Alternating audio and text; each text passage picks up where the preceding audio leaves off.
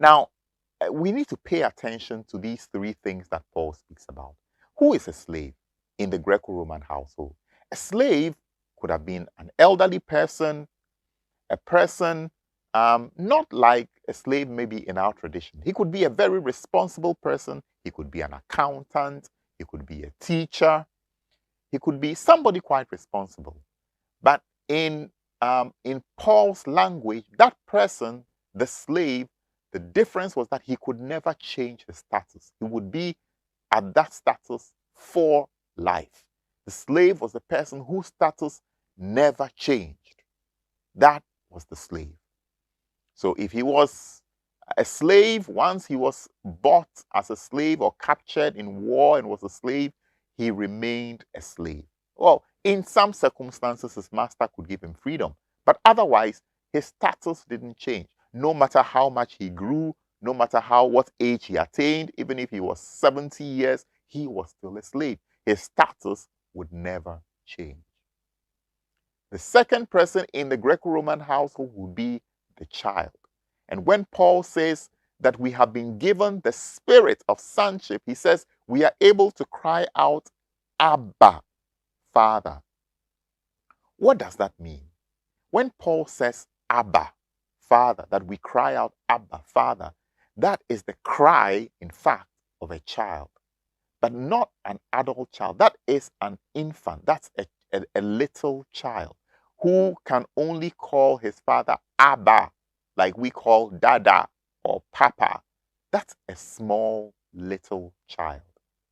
Yes, it does show that there is a certain affection between the child and his father, but it still indicates that that is a young child.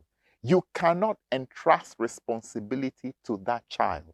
The child needs to grow. There is a significant difference, though, between the child and the slave. The slave status will remain forever, but the child is able to grow. The child will learn, and his status will change from that of a young child onto something else, someone to whom responsibility can be entrusted. And that is what Paul calls the heir. The heir. The heir is a child, but an adult child, a child who has come of age. And that is what is important. So all of us are children of God, but God does not just desire that we remain at the level of infants who are saying Abba.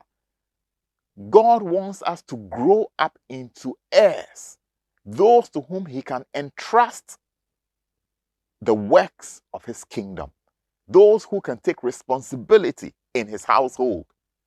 And that is why Paul says we are not slaves, we are children, but even that is not sufficient.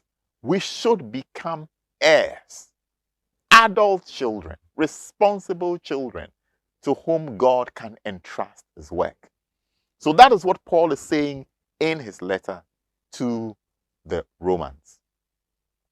Now, if that is the case, then what are the qualities that this adult child is supposed to have? What quality are we supposed to have?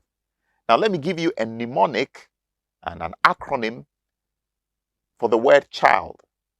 The C means a child must be somebody who is charitable, generous. This is a quality of children. Children are usually very, very generous. We teach them to be generous. Once you give something to a child, you ask the child, give it to me. He stretches out his hand, he gives it back to you. One quality that we can learn from children during the season of Lent is that of charity. Charity, extending, sharing what we have with other people is a very important dimension, a quality that we can learn from children.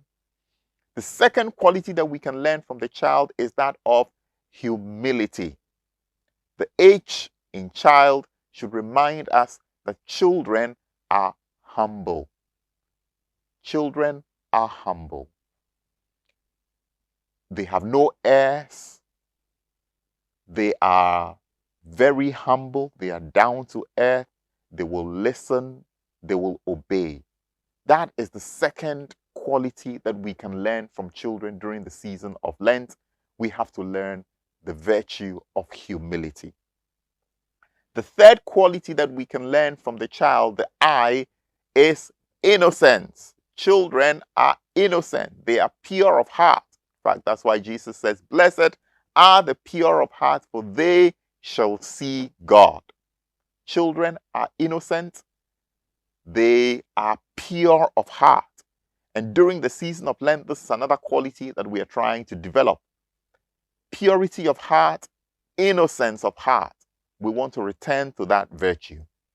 The L in child is for listening. A few weeks ago, we were listening to the story of Samuel, the child Samuel who was in the temple in 1 Samuel chapter 3, lying in the temple sleeping, when he hears a voice calling him Samuel, Samuel. Immediately he rises and goes to Eli and says to Eli, "You called me." Eli says, "I didn't call you. Go and sleep." He goes back. And the third time, Eli understands that God is calling this child. And he says, "When you hear the voice calling you Samuel, Samuel, answer in this way, 'Speak, Lord. Your servant is listening.'" The child listens. And during the season of Lent, what we want to do, what we want to learn from children is their ability to listen. Finally, children are docile. We need to learn the spirit of docility. Children are docile. Docility means they are teachable. It is so easy to bring new knowledge, new understanding to children because they learn without questioning so much. You tell them and they imbibe, they learn. They look at you from your example, they learn. All of us need to be teachable. We need to be docile. We need to be people who are easily led by the Spirit of God. And so qualities we will learn from children during the season of Lent. C, we shall learn charity or generosity. H, we shall learn humility, to be humble. I, we shall learn innocence or purity of heart. L, we shall learn how to listen, and especially listen to the voice of God. And finally, the D, we shall learn docility, how to be led, how to be taught by the Spirit of God.